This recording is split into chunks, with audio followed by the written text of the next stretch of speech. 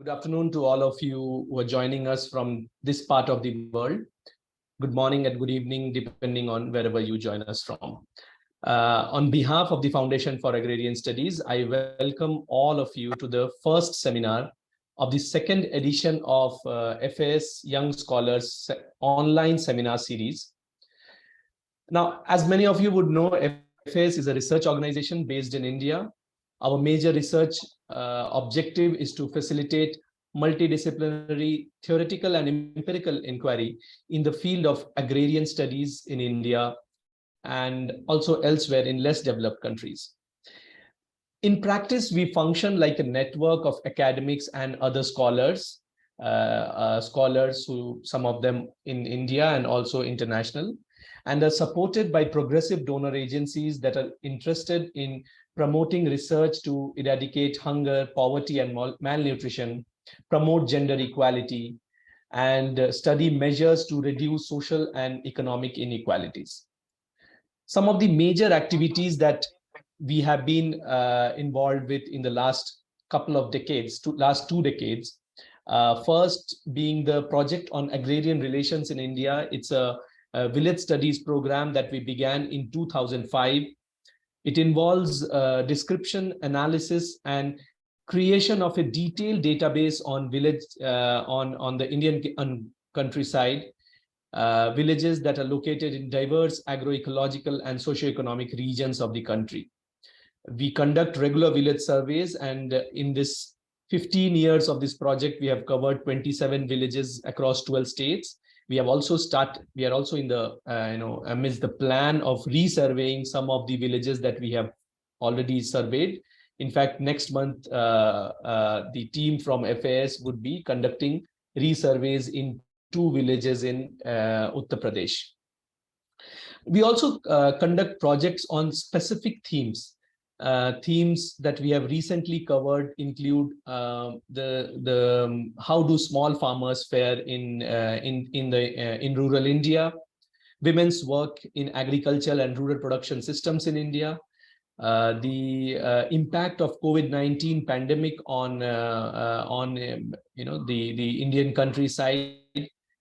So these are some of the projects where we have looked at specific themes and using the data, primary data that we have collected, and in addition to that, other databases that are that we have access to, we develop projects, thematic projects. The research that we do is regularly published in 2 of our book series. First being the socio-economic survey book series, which the outcome of the village studies program is published as part of this book series, and the outcome of the thematic research that we do is published as the Agrarian Studies series. The foundation also publishes a journal. It's a flagship journal, a peer-reviewed, open source, online first, then print journal called the Review of Agrarian Studies. You can find the journal at ras.org.in. It's a journal of international repute and has been recognized by various organizations and associations in India and across the globe. Finally, we also conduct regular seminars, conferences, workshops, to disseminate the results of our research, as well as to contribute to the larger debates and discussions on rural India. And this seminar series is an obvious example of this last leg of our work. Now, let me take a few minutes to introduce the seminar series, particularly to those who were not part of the first edition. The foundation is known for its work with young scholars. Since its inception, we have been supporting research of young MPhil and PhD scholars. We also run a rolling internship program for students interested in studying aspects of rural society, and regularly organize workshops to explore the research interests of young scholars on various aspects of rural India. These workshops are well-received academic events. In 2022, the foundation began organizing a monthly young scholar seminar, online seminar series. It was held from April to December, and featured 9 young scholars working in the field of agrarian studies and on socio-economic life in rural India. The series was chaired by Professor Barbara Harris-White, Emeritus Professor of Development Studies, University of Oxford. The seminar series attracted audiences from different parts of the globe and was a small step towards building a network of young scholars working on the subject. Enthused by the reception of that first edition and the positive feedback from the participants, we started planning for a second edition. And here we are with the second edition that we are organizing with a long-standing collaborator, Rosa Luxemburg Stiftung, who had supported the first edition as well. Professor Barbara, who was instrumental in organizing the first edition and has been guiding us through this planning process, has kindly agreed to chair the second edition as well. In this edition, we intend to expand the scope of the platform to include young scholars of agrarian studies in rural regions of South Asia, including Bangladesh, Nepal, Sri Lanka, and of course, India. As I said, our seminar series has been a small step towards building a network of young scholars working on the subject, and we wish to build on this network with this second edition. As part of this series, 7 young scholars working in the field of agrarian studies in rural regions of South Asia will present their work, and they will be held on the last Thursday of every month, barring the months of June and December. Okay, with this introduction, let me call upon Professor Barbara Harris-White to and welcome her to take on the proceedings. Professor Barbara, please. Thank you very much, Sandipan. Greetings to everybody from Oxford. And before we get into the meat of the meeting, I want to offer my own personal thanks to the Foundation. And that involves a number of people whom I'm not going to name, but you're a collective organization who have put in enormous effort and imagination to organize the program for 2023-24, the presenters, the discussants, and possibly papers for the Review of Agrarian Studies and blogs to come out of this new edition. And thanks also for the work involved in expanding the presenters and the audience to the whole of South Asia.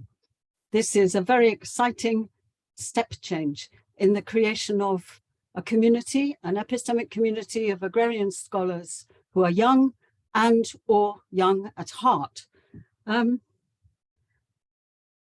The format of these seminars goes more or less as follows, but I'm not the kind of chair that is looking at the second hand of my clock.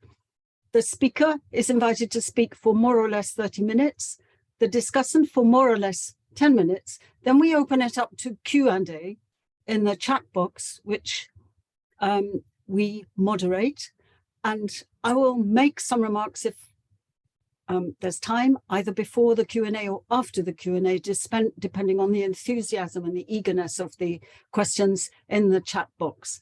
Okay, so without more ado, I would like to introduce our speaker, Dr. Shiba Shankar Pattayat from Christ University at Yeshwantpur, and he is talking about rural labour market transformations and its impact on agriculture. Very important theme. Over to you, Dr. Pattayat. Thank you, Professor Barbara, and thank you, FAS, for hosting me. Okay, let me share my screen.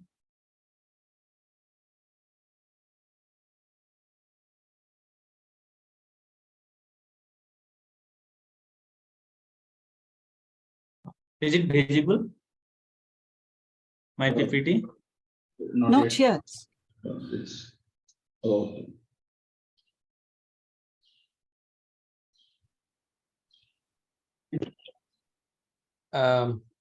Sujan, can you just help?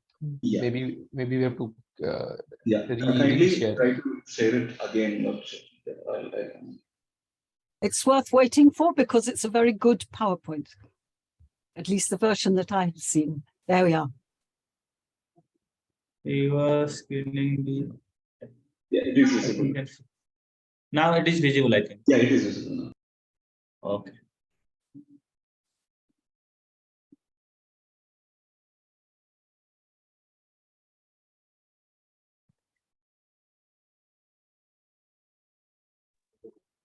You can start, Dr. Okay. Shiba. Yes, sir. Yes, sir. Good evening, everybody. So I'm Shiba Shankar Pattayat, Assistant Professor from Christ University. So I'll start with my topic. My topic is rural labor market transformation in India, impact on agriculture sector.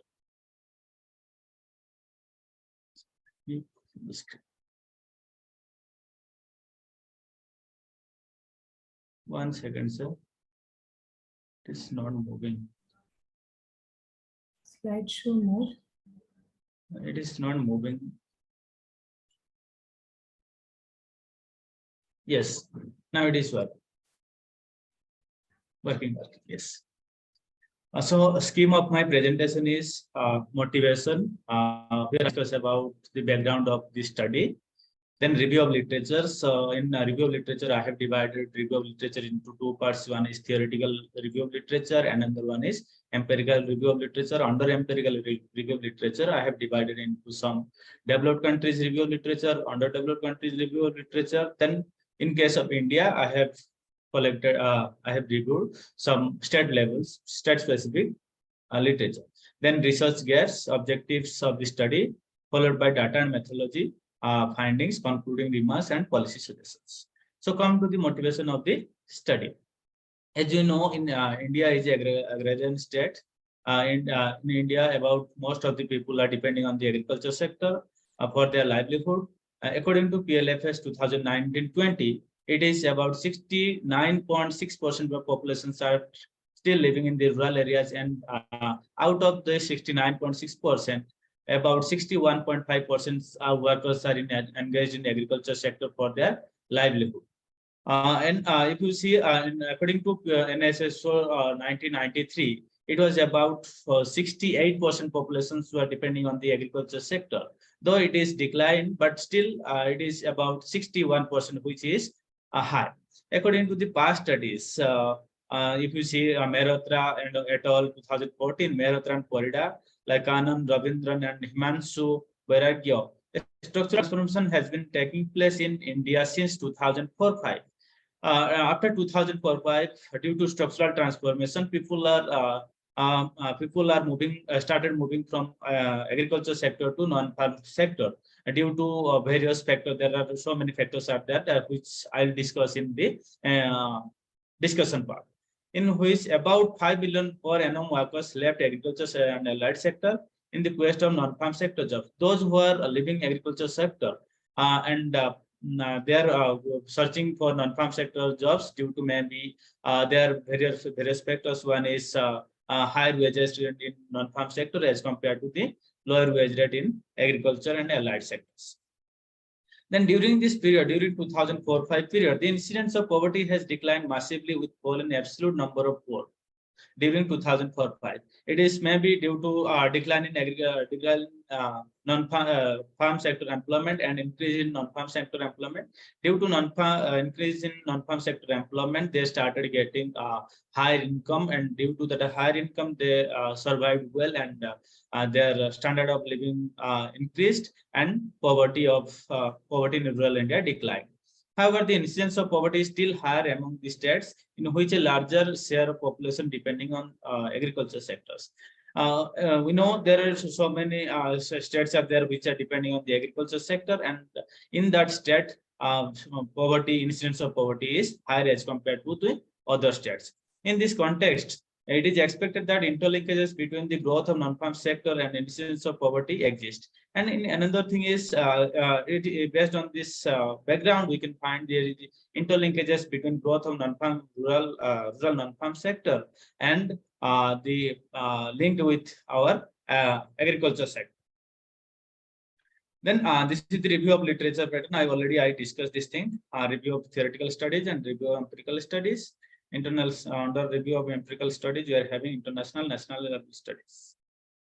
So based on the theoretical review literature, we found that according to dual economic models theory, as you know, Lewis, Running-Space, and Running-Space, Harris, Todaro, structural transformation advancement can cause movement of labor from farm to non-farm sector due to the technological advancement in the agriculture sector. Like nowadays, people are using different technology to harvest agriculture crops, and they're using different like the tractor and other technological the technology they are using for the agriculture sector.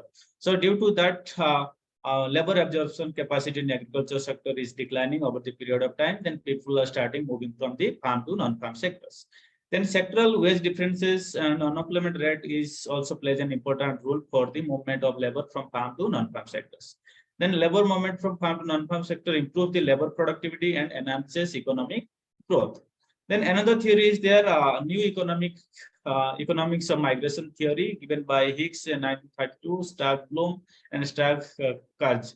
So based on this theory, we found that labor movement from farm to non-farm sector is an outcome of household utility maximization.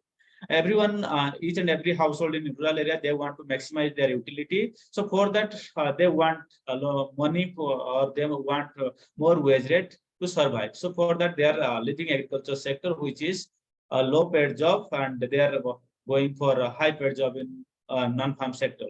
Then another thing is they always want to minimize the risk of agriculture crop failure due to flood and droughts. So for that, they are moving from farm to non-farm sector.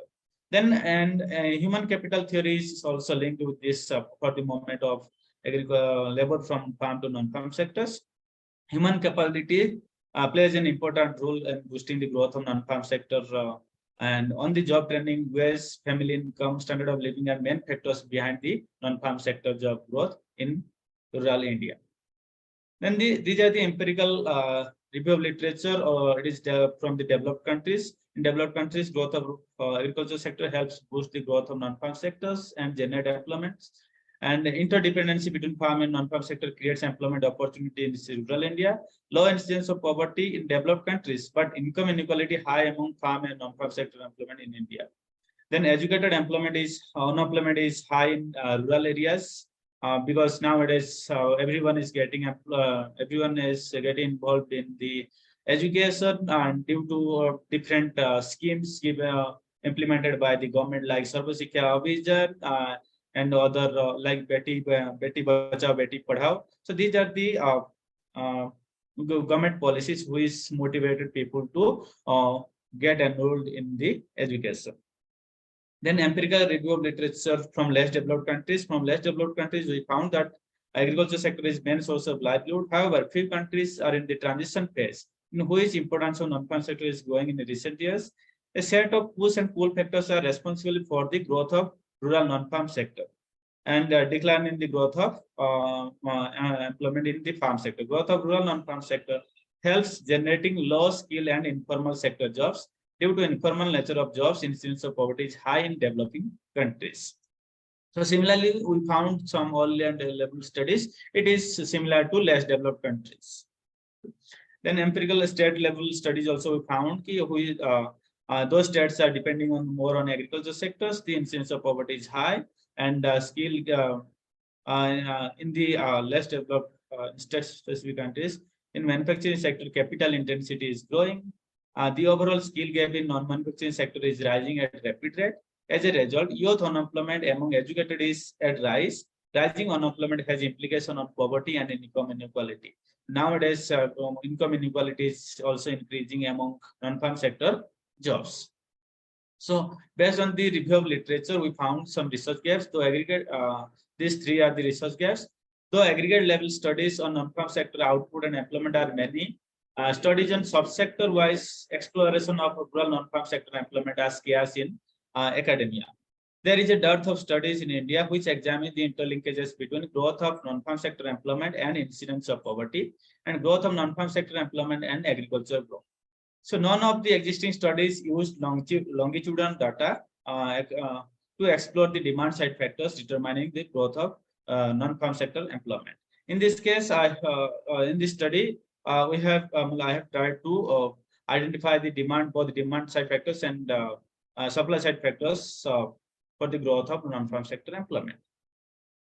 Then based on the research gaps, I have designed the three research hypotheses, which is directional in nature.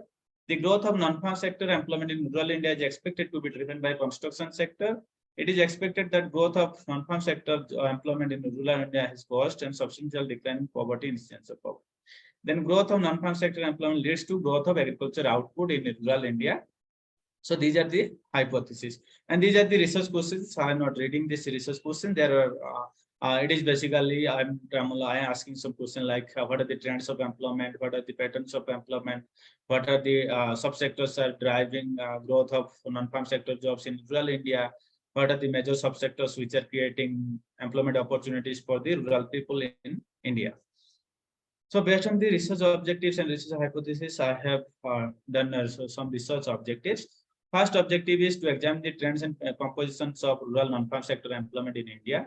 Then second one is to identify the major subsectors of rural non-farm sectors which drive the growth of jobs in rural India. To study the macro level factors determining the growth of rural non-farm sector, and to explore the micro level determinants, which is supply side or non-supply side non-farm sector choices of individuals in rural India. Then to measure the incidence of poverty of among the farm and non-farm sector workers, to find out the existing linkages between non-farm sector employment and incidence of poverty in rural India. These are the objectives. So for this study, we have I have used different data sources. First one is NSSO, National Sample Survey Organization's data. I have taken various rounds, various quinquennial rounds of employment and unemployment survey data. Then after 2011-12 that NSSO quinquennial round, PLFS periodic labor force survey data I have used for this study. 2017-18, 18-19, and 19-20. And to get absolute number for this estimation, I have used census data, which is projected population from Ministry of MHFW, Ministry of Family Welfare Report 2019. So that for demand side factors, for determining the demand side factors, I have used RBI data and Center for Monitoring Indian Economy data. So and these are the methodology to estimate the employment. I have used usual principal status and subsidiary status. So I'm skipping this methodology thing. So this is also usual principal status, okay, subsidiary status, and these are the NIC code to determine the sectoral employment thing like agriculture, manufacturing, non-manufacturing, service sector. By using this NIC code, I have estimated the different sectors. Then methodology of employment elasticity and poverty. So employment elasticity I have used to estimate the employment elasticity in different sectors like agriculture and non-farm sectors. Change in employment due to change in our output growth in agriculture, non-farm sectors. Then poverty headcount ratio based on theoretical poverty line. I have used poverty headcount ratio, poverty gap index, square poverty index to measure the poverty. Then for demand side determining factors for non-farm growth of non-farm sector employment, I have used panel dynamic regression model, which is GMM, generalized method of moment method. It is used for the estimating the demand side factors. And multinomial logic regression I have used for the estimating supply side factors, which are responsible for the growth of non-farm sector employment. Then this is bivariate probability regression model I have used to find out the interlinkages between rural non-farm sector employment with poverty in rural India. So these are the findings. We'll start with findings. So first object, based on our first objectives, trends and patterns or compositions of rural non-farm sector employment. If you see here this figure, so in agriculture, over the period of time from 1983 to 2019, over the period of time, employment in non-farm sector is increasing over the period of time. However, after 2004-5, you see agriculture employment started declining massively. And but non-farm sector employment is increasing continuously. So non-farm employment has rising trend for the last 4 decades. If you see here, and the fluctuations in total employment is driven by the employment in agriculture and allied sector. If you see rural employment thing, employment, it is due to the agricultural patterns of agriculture sector. Total employment in agriculture in rural India, it is increasing or declining. It is purely based on agriculture sector, because in non-farm sector employment is increasing continuously.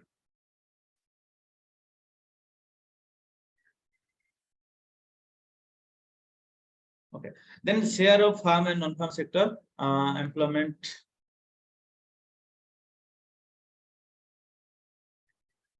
Share of farm and non-farm sector employment in rural India, which is studying from 1982 to 2019-20.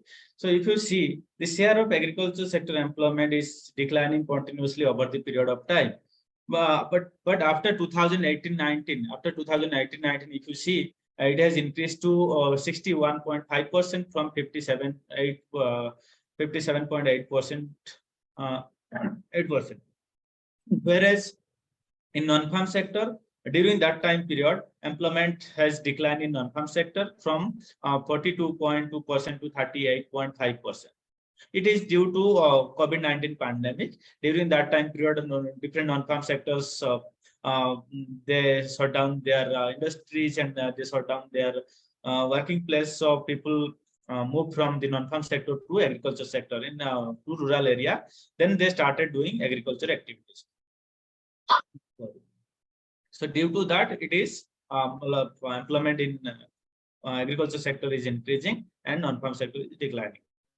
How before that, over the period of time, agriculture employment is share of employment is declining in agriculture sector.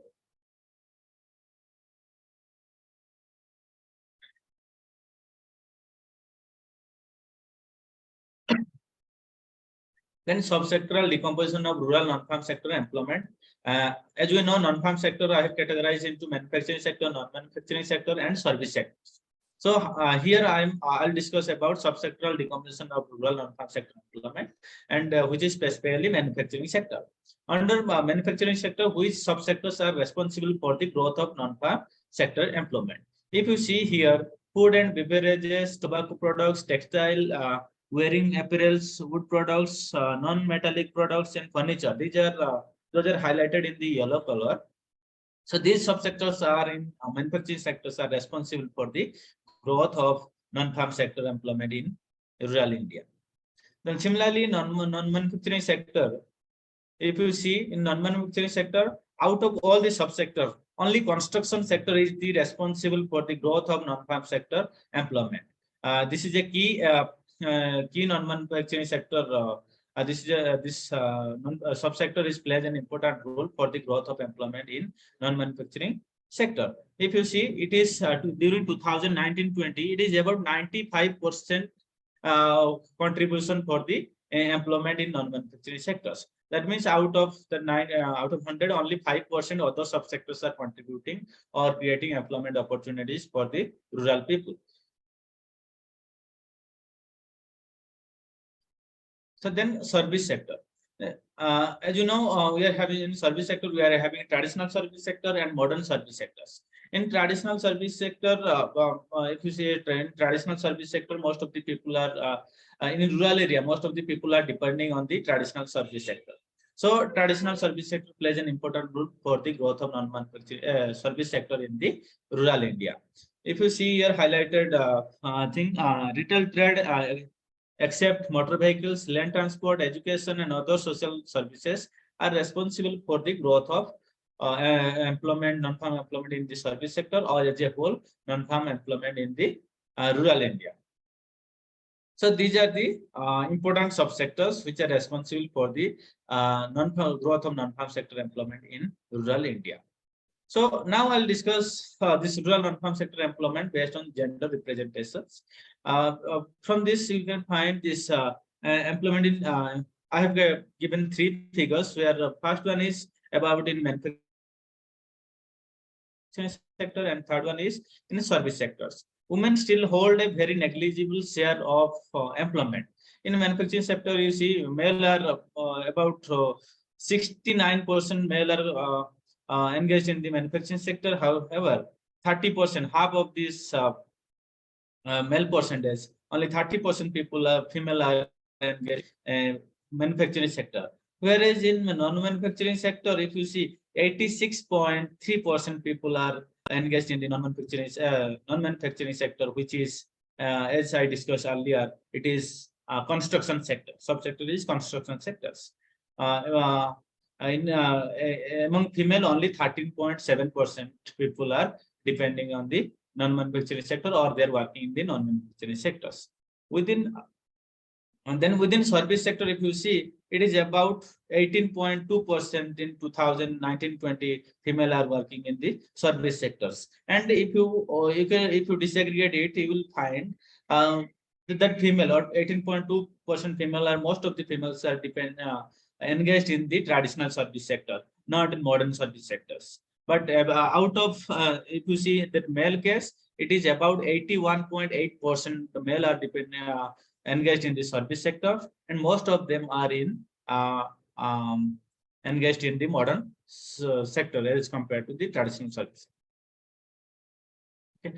Then rural non-farm sector employment by socio-economic groups. By religion, I have also identified, estimated these values by the religion. If you see, the share of employment of Hindu workers has been declining along with the rise in the share of Muslim and other religion workers. By social group, the share of socially marginalized groups like scheduled caste and scheduled tribe and others backward caste has been rising, with corresponding decline in the share of other caste, normally socially forward caste groups, population socially inclusive pattern. This indicates that inclusive in nature.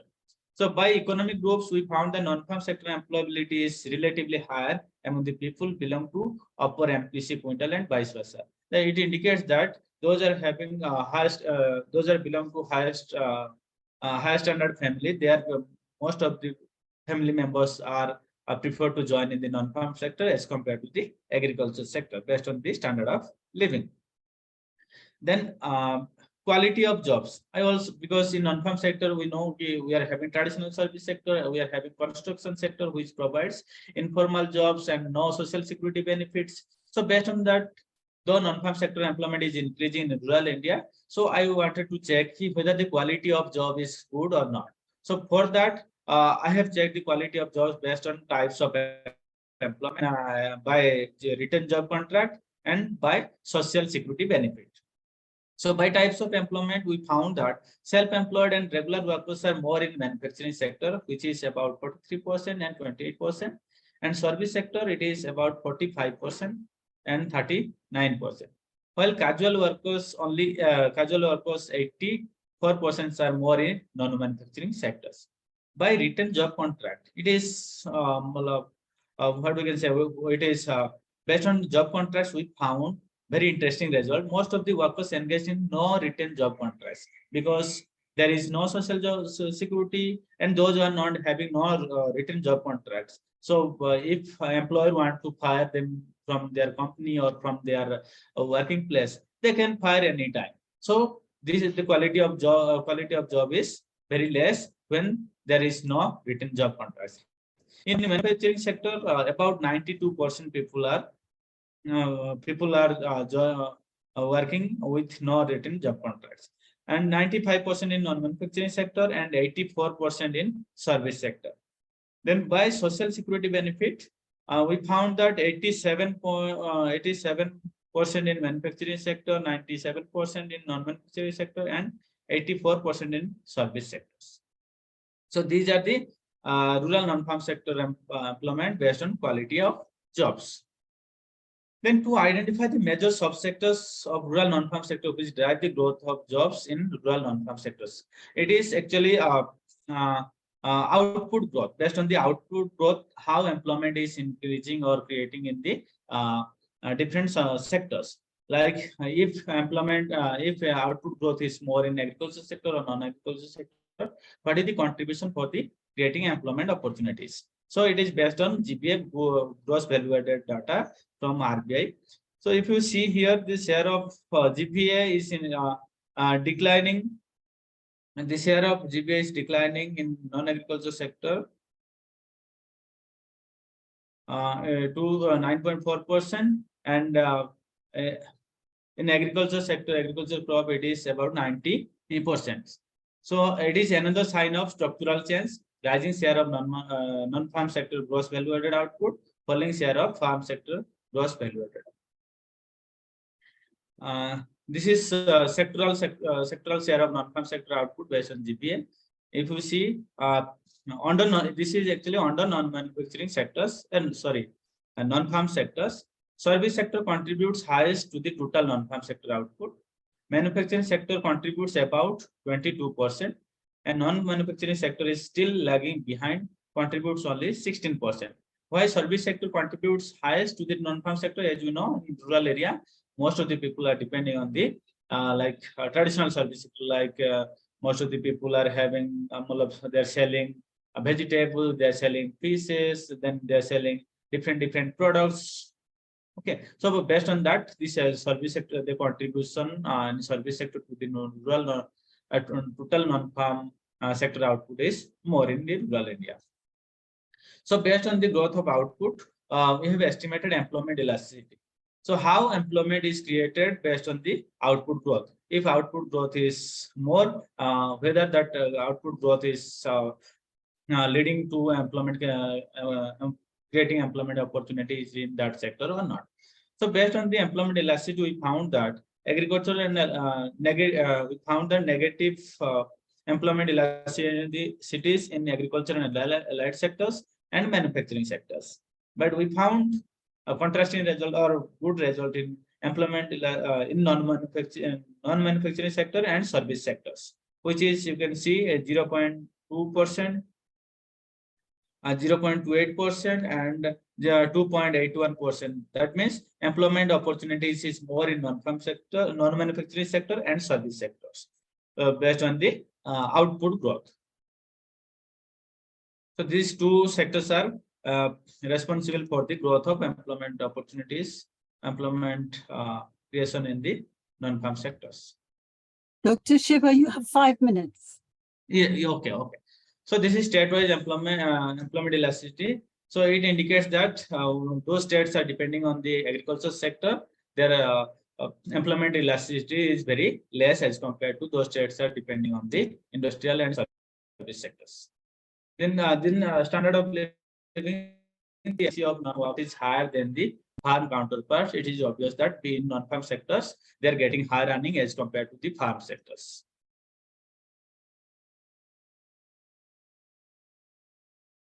It is not moving.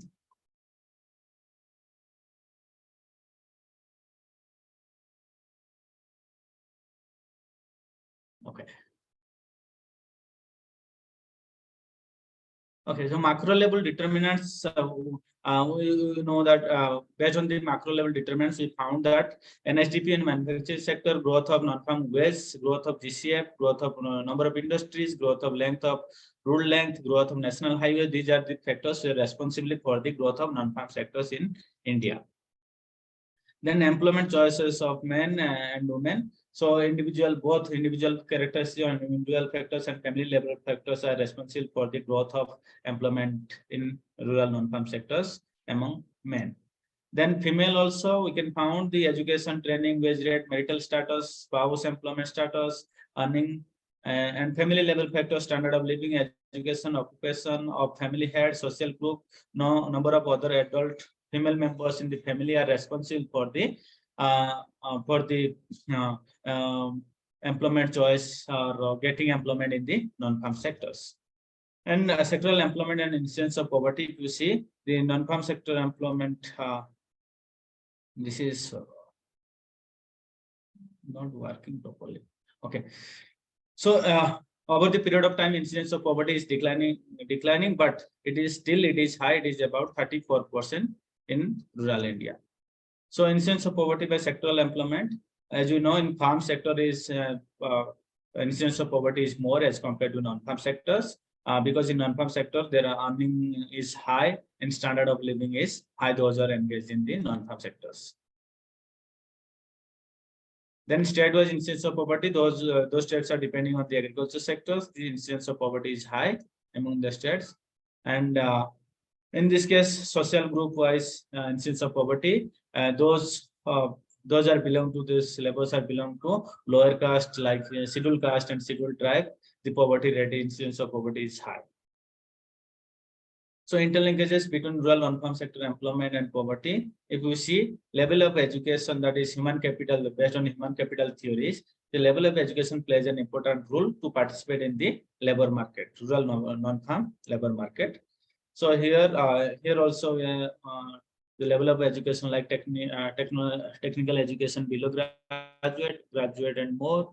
So formal and vocational training. Then other occupations like administrative, professional, clerical, sales worker, and farming are responsible for the growth of those are having administrative occupation. They are more likely to participate in the non-farm sector job. These are the responsible factor for the growth of non-farm sector employment.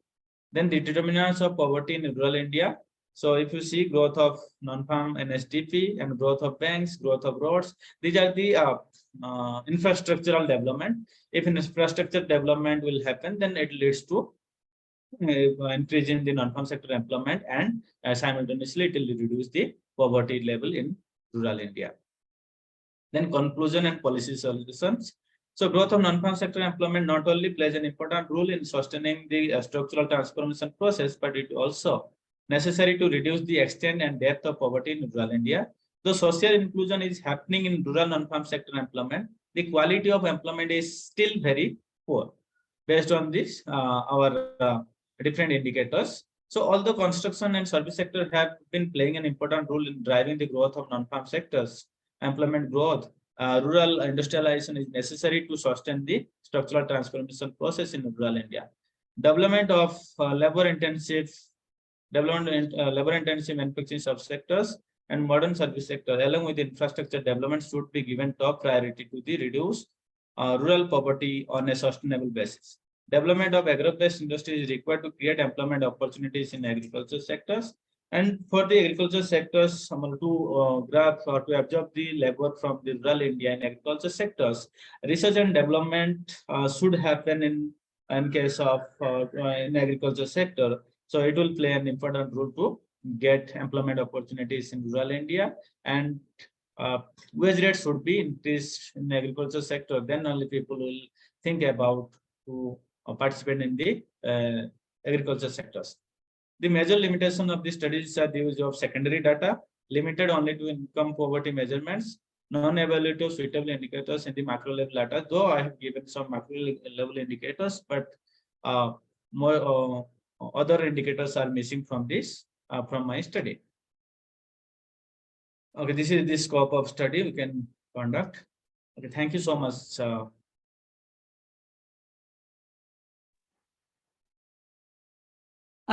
Now it's up to us to thank you, Dr. Shiba Shankar, for a vast piece of work. I think a very comprehensive scrutiny of the secondary data, and an original contribution through the fact that it's over 2 decades and sometimes over a longer period of history. And this is a period in which policies have changed a great deal. Now I would like to call on Niyati Singaraju, who works in the Gender and Sustainable Impact platform of IRRI. I don't know whether you're in India or in the Philippines, but over to you, Niyati, for your discussant's comments. Thank you, Professor Barbara. Yeah, I'm based in India. I'm working with the New Delhi office of IRRI. Yeah. Thanks, Dr. Shiba Shankar, for a very interesting presentation on a very important topic. I think there's no doubt that the importance of the non-farm sector has steadily increased over the last 2 decades in terms of provisioning of employment or as an important source of income for many rural households. But yeah, what's very interesting is while we talk about these numbers increasing and rising, we also can see there's a lot of contradiction that emerges with the nature of employment that we are talking.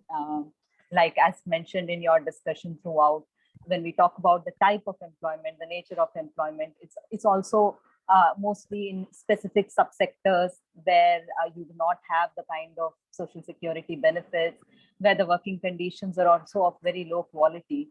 So while we talk about that, you're also like exploring the most important linkage of that with the poverty incidence and also the agricultural sector growth.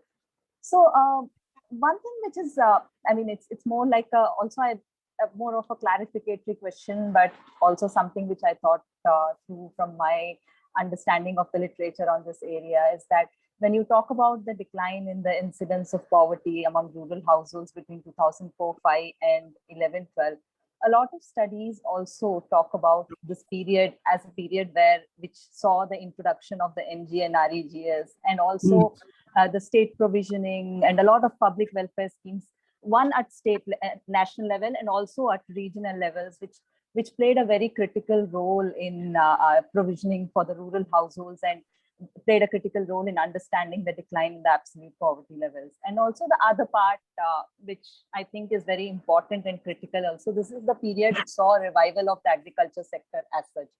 Yes. So in some sense, it contributed to higher incomes and also a better situation for the rural households. So how do you club that while you also talk? I understand that rural non-farm sector also played an important role in that period of the wages in agriculture sector and in all those aspects. But how do you integrate these factors also while you discuss about that? Because I feel, can we say in isolation that it is just because of the rural non-farm sector that you saw a decline of poverty? Because when you say that, you can also see the next period which you're talking between 2011-12 and 18-19. It's a period where you see massive budget cuts in terms of MG and REGs, and it's playing a very serious role and critical setback for the rural employment opportunities. So I would like your reflections on that bit, and how do you incorporate that while you talk about it? And the other aspect which I thought, interesting, but also I have some reservations around calling it as a socially inclusive rural labor transformation, because I think in your presentation only you mentioned about those contradictions at several places. I mean, when I talk about gender, you know that the whole rural non-farm employment opportunities are so male dominated. I mean, you hardly see women participating in this sector or moving out of agriculture despite the distress where they do not have employment opportunities. Where are they moving?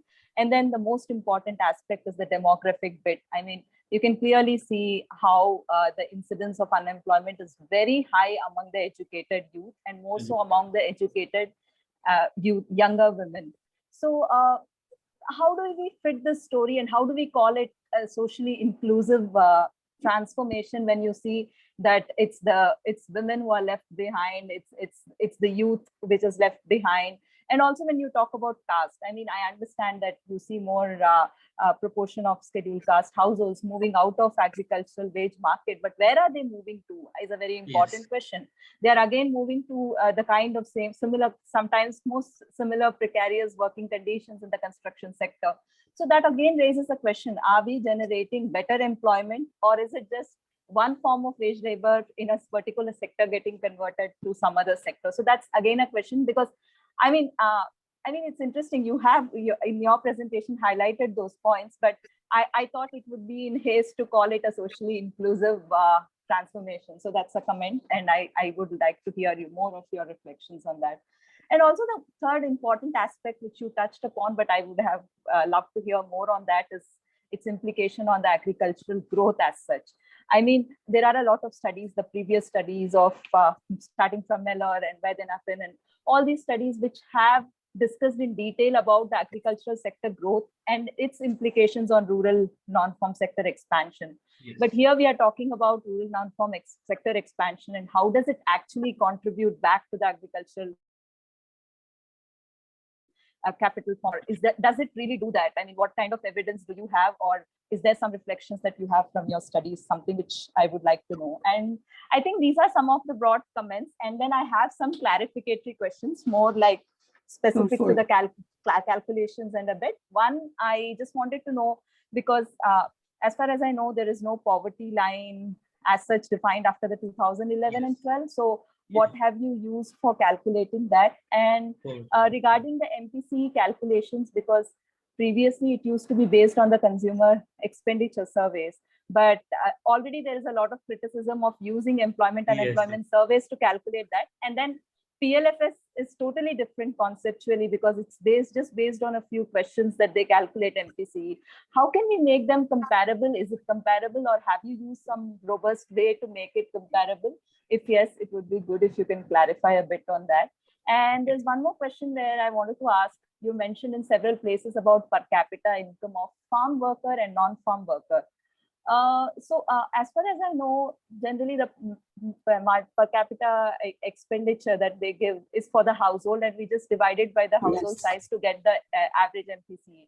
So how can you actually say that it is about the farm worker or the non-farm worker? Because in a diversified household, I mean, someone can be earning from the farm occupations and some from non-farm. So how you manage to do that? Or are you just trying to say that these are farm worker households and non-farm worker households? So that's a clarificatory question that I have to ask. Yeah, with that, I would like to end my comments on that and look forward to your reflections and thoughts. Okay. Thank you. Thank you very much, Niyati. Over to you, Dr. Shiba Shankar, to have a go at responding to very good discussants' comments. Thank you. Okay, thank you, Professor Barbara and Niyati. So I'll give answer for one by one.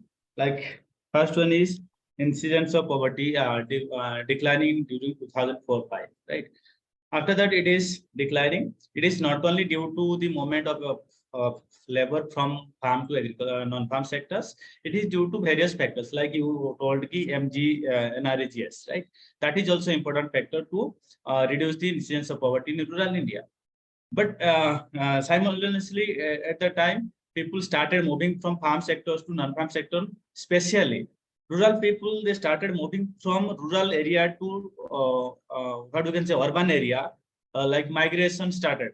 So people are moving from rural area to industrial area, like urban area, like suppose I belong to Odisha, right? Most of the people started moving from rural Odisha to like Hyderabad, Telangana, Karnataka, then Delhi. So they started moving. So after going that, they are getting, why they are going? Because in agriculture sector, wage rate is very low as compared to non-farm sectors. So whenever they are going outside, they are getting more wage rate. After getting the more wage rate, they started supporting their family, and they started getting like they started spending lots of money for their consumption purpose. They started money for their building houses. So in this way, the standard of living of that family increased. So in this way, whenever the standard of living increased due to these type of factors, the incidence of poverty for that family declined. So in this way, so many large numbers of people started moving or migrating to other states. That is one thing. Then social inclusion thing. So I discussed about social inclusion based on caste. I told that thing because if you see, though quality of employment is very less, but still people are moving from agriculture sectors to non-farm sectors. In non-farm sector, quality of employment is very less, but they're getting more salary or more wage rate as compared to the agriculture sectors. Whatever the job is, maybe construction sector, as I discussed, construction sector is contributing more. So in this sector, they're getting more wage rates. So by getting that more wage rate, they are supporting their family, and they're getting the standard of living of their family is increasing. So in this way, I told this is because SC/ST populations are more involved in the construction sector jobs and traditional service sector jobs. Like most of the lower social group people, they are selling vegetables, they are selling meats, they are different work they are doing. So they are getting, at least they are getting opportunities in the non-farm sectors. So based on that I told you it is inclusive in nature, that structural transformation. Then contributing to agriculture growth. So how it is contributing to agriculture growth? Whenever the people, like in a households, suppose 5 members are there. Out of the 5 members, some members are involved in the agriculture sectors, and out of 5 members, suppose 2 members or 1 member, they started moving from the their household to urban area for getting job or higher wage rate. So after getting that job in urban area, they are sending money back to their family, and that money they are using for the agriculture activities. So based on that, agriculture productivity also increasing. agriculture productivity is increasing, and they are using technology for the crop harvesting. So in this way, they are contributing or they are supporting their family for the growth of agriculture productivity. So in this way, I told the agriculture growth is also linked with that non-farm sector jobs. Then another thing was you were discussing about MPC, how MPC or poverty line I estimated. So first thing is poverty line. Though poverty line was, I think it was for the 2013, I think, planning commission, based on planning commission, it was there in 2013. So for I used the 2013 poverty line. Along with that, I estimated the poverty line for 2017, 18, 18, 19, and 19, 20 by using our inflation rate, CPI, consumer price index. I have used to estimate that poverty line. Then, MPC. We are talking about MPC, right? So MPC, in case of MPC job, consumer expenditure was, we were talking about consumer expenditure is not including all most of them in PLFS data. But in that expenditures, household expenditure there, monthly household expenditures are there. So by using that monthly household expenditure, I have estimated monthly per capita expenditure. Okay, can I shut you up quite soon, because there are a growing number of interesting questions in the chat. Okay. But do finish off your response. Last answer for last question, like per capita expenditure, farm and non-farm sectors. As I told, I have categorized farm and non-farm sector based on the NIC code, National Industrial Classification Code. I have categorized it. So based on that, I have divided, or I have identified the per capita expenditure for farm households or farm people, those are involved in the farm sectors, and for MPC for non-farm sector employment, those are involved in non-farm sector jobs. So based on that, I have identified. I hope I clarified your question. I don't think this conversation will finish easily, but we have to put an end to it. It is finished now, Professor Barbara. Yes. The discipline of the seminar. I have noted 5 questions and 3 types of questions from the chat.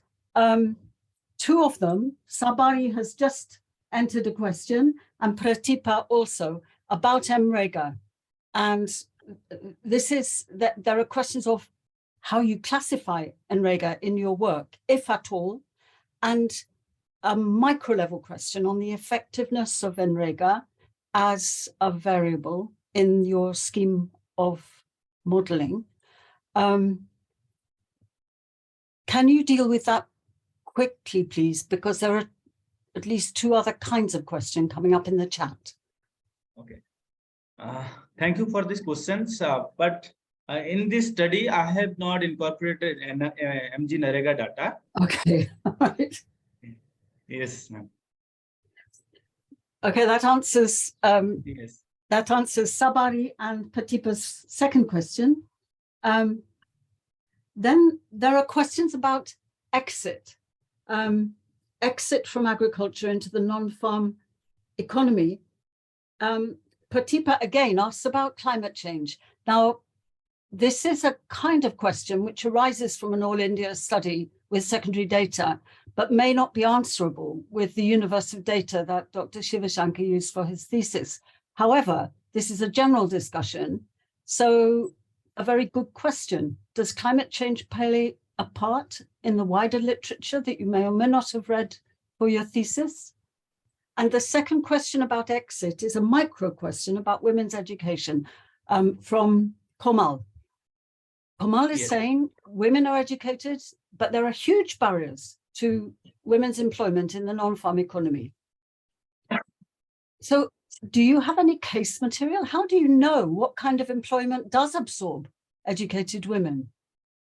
Because some must get an opportunity in the non-farm economy. So those are the 2 questions about exit. Okay. Would you like to answer them? Yes. First thing is climate change. So climate change is also plays an important role for the movement of movement of labor from the farm sector to non-farm sector, it is obvious that nowadays climate change is happening.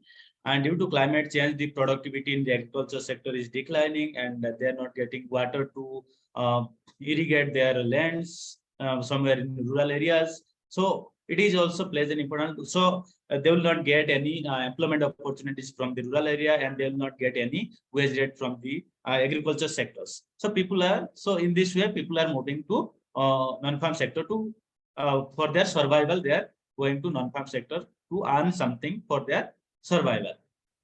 So we can include climate change, though the data I have not included in my study. So I think if I'll get this climate change data, macro level data, I'll try to incorporate with this study to identify the macro level determinants like as a climate change, how climate change is affecting or it has impact on the driving the growth of non-farm sector jobs in the rural India. So I'll incorporate it. Thank you for this suggestion, or thank you for these questions.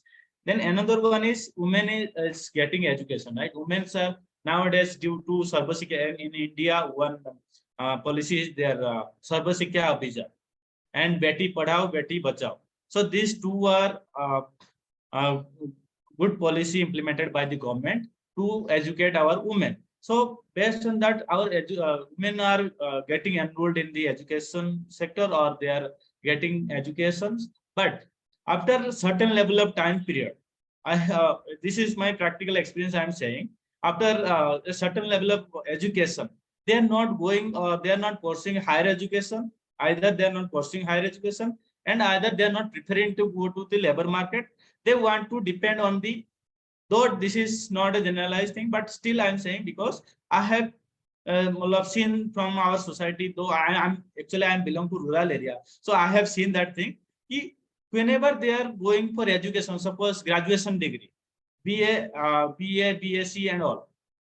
So whenever they're going to education sector, or they want to pursue graduation degree, that time they are thinking she will participate in the labor market. So that time they are thinking, and they are giving commitment to their parents, and will do jobs and will participate in the labor market. But after certain level of time period, they are diverting from the one focusing from the labor market or jobs, and they are focusing on the marriage section. And as you know, in the rural area, if you are crossing 18 years or 19 years as a girl, so family members are thinking this is the burden on us. So we are trying, we should send her to in-laws house. So based on this, the female labor force participation is declining in India. Then another factor is, what I found is, if that female is belong to nuclear family, this is one of the paper is there, if you could have read it, why female labor force participation is declining in India by Mehrotra and Parida, 2017. From that, you can see both individual level factors and household level factors are responsible for the declining female labor force participation in India.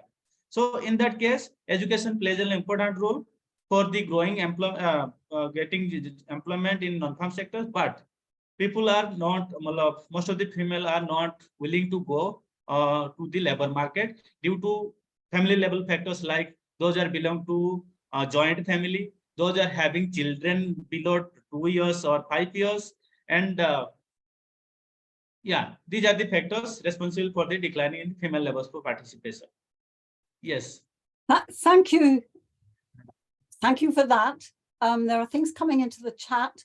There is another category of question coming from Jaskaran and from Rajesh, which are both about aspects of structural transformation.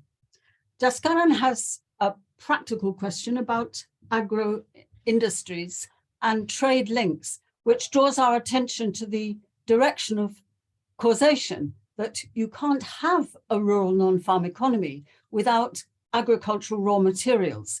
Your focus is on labor, but there are other aspects to the rural non-farm economy. And he suggests, Jaskaran suggests, that agro industries have very local, rather poor trade links. What do you think about that? And Rajesh is saying, is it a structural transformation, or due to the incapacity of industry to absorb surplus labor? Do you have a stunted industrialization, a stunted agricultural sector?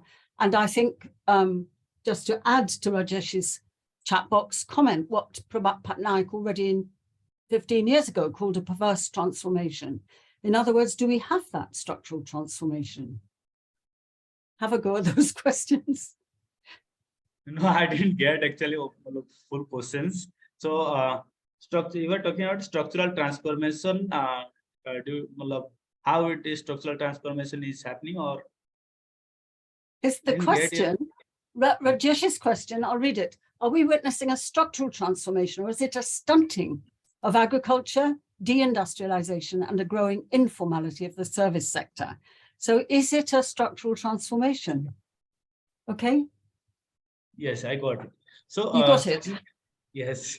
In first thing is, for structural transformation, it does not mean that people will the output growth will decline in agriculture sector and non-farm sector output will increase. So this is, we are saying this is structural transformation. But in agriculture sector, we can increase the, as I discussed in my policy suggestions. So agro-based industries should be increased in rural area to give employment opportunities for the rural people. So they can engage those who are getting education, maybe female, those who are not willing to go urban area to participate in the labor market. At least they can get employment opportunities in their native place or rural area based on this rising agro-based industry. So government should focus on the agro-based industries to create employment opportunities in rural India. Then only female participation will also increase.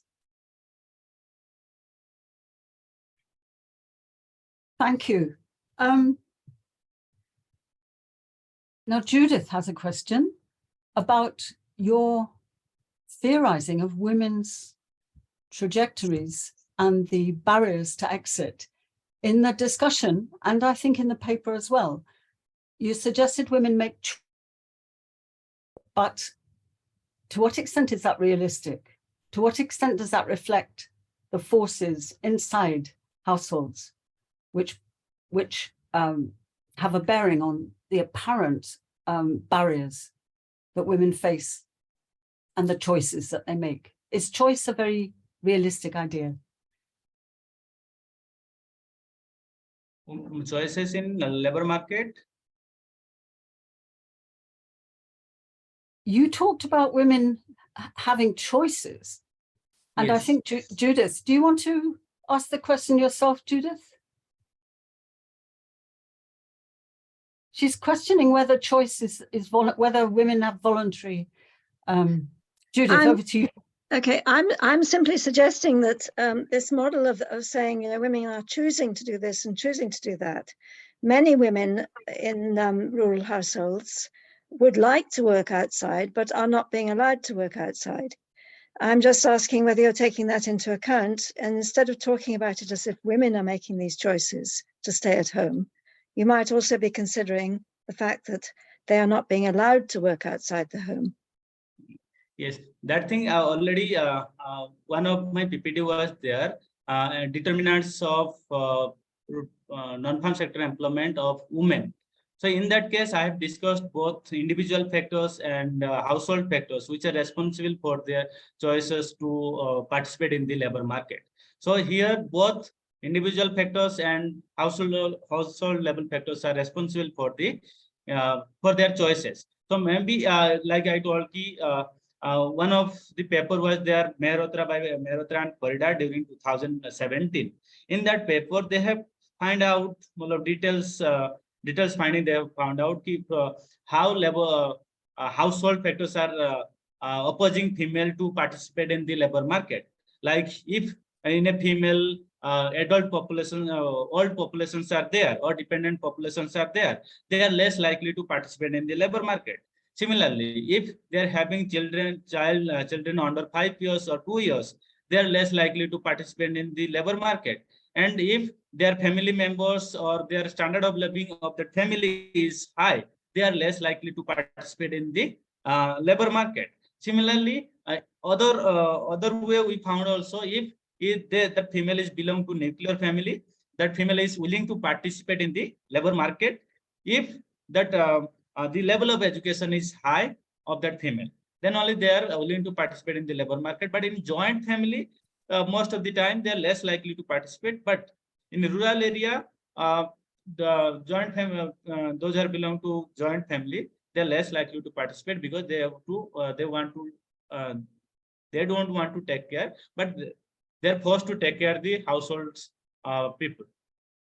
Yeah. Okay, I'm not sure there are many minutes left, and there are 3 questions which divide into 2 topics, and I'm going to ask them both and then see how much time, if you can answer them very, very briefly. Okay, Song has drawn the attention to the fact that wages are low in agriculture, but also in the non-farm economy, and yet the incomes from the non-farm economy are supposed to reduce poverty. So that's one apparent paradox. And the other is that services, this is from Mahesh Kumar as well as Judith, that services are an important labor absorbing category. And they have a role in reducing poverty, but their role apparently is mediated through migration. So are they rural services or are they urban services? If you could answer them very, very quickly, because we're running out of time, I'd be very grateful. Okay. So first thing is wage rate estimation. So for the wage rate estimations like farm and non-farm sector wage rate, though the wage rate for each and every individual was not there. So I have estimated one model, that is one regression model. What is that? I forgot actually. One regression model I used to estimate the wage rate. So after getting all the wage rate, predicted wage rate I have estimated, after predicting the wage rate, I have estimated for the all individuals. Then only I found, then after that I have divided for the farm sector and non-farm sectors. Those who are working in farm sectors, so for that I have estimated wage rate. Then another thing is those are in non-farm sectors or working in non-farm sector, I have estimated wage rate, predicted wage rate. Then only I have estimated this regression model to identify the determining factors. Then another one is service sector, right? So in service sector, as we know, agriculture service sector in the rural area, service sector, the people are depending on the traditional service sector. Traditional service sector, like I told, ki vendor, they are selling vegetables, they are selling fishes, they are selling different products. So these are the coming under traditional service sectors. In case of modern service sectors in urban India, so modern service sector like technological thing. Yes. Can you please wrap it up very quickly? Yes. Because I think people know about services. So both modern and traditional service sector are responsible for the growth of non-farm sector jobs. Yes. Okay, I'm sorry I have to wield an axe on the time.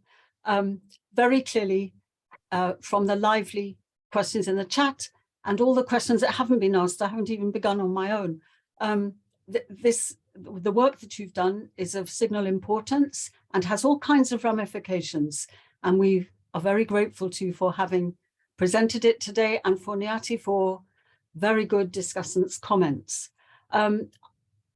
Running out of time, I want to hand it back to the foundation, but the next meeting will be toward the end of July, I think. Are you going to talk about that, Sudan? Yes, yes. Okay, over to you, and thank you all. Thank the audience. Thank you so much. Thank you, Professor Barbara. I should only take a couple of minutes for your time to propose a vote of thanks. First of all, I would like to thank Dr. Shiba Shankar Pattayat for his informative presentation. The discussion that has followed has been very enriching. I thank today's discussant, Dr. Niyati, for her presentation and valuable comments. We're also grateful to Professor Barbara Harris-White for chairing this session and her support in expanding the scope of this seminar series. I thank Rosa Luxemburg Stiftung for their generous support in making this series possible. I'm also thankful to the online team at FAS and Deepan, Tapar, Sage, and Rakesh for their role in conducting the seminar very smoothly. Last but not least, we are grateful to all the attendees who have joined and have participated and made this a very lively discussion. As mentioned earlier, a recording of this session will be made available on YouTube in the coming weeks. To know more about the foundation and the work we do, please visit our website, that is fas.org.in. We're also on social media. You can find us at FAS Agri Studies on Twitter, Instagram, Facebook, LinkedIn, and YouTube. I request that you follow us on this platform, not just get updates about this seminar series, but also about generally about the other work. Like Professor Barbara said, so this seminar series will feature 7 scholars present, young scholars presenting their work. In the next seminar would be at the end of July. Like Sandeepan has also mentioned that we at FAS are going to field work in the month of June. So the next seminar would be at the end of July, and we shall keep you informed about it on email and various social media platforms that we've been following us on. So we'll be ending the session with this. Once again, thank you all very much for your participation in this. Good evening.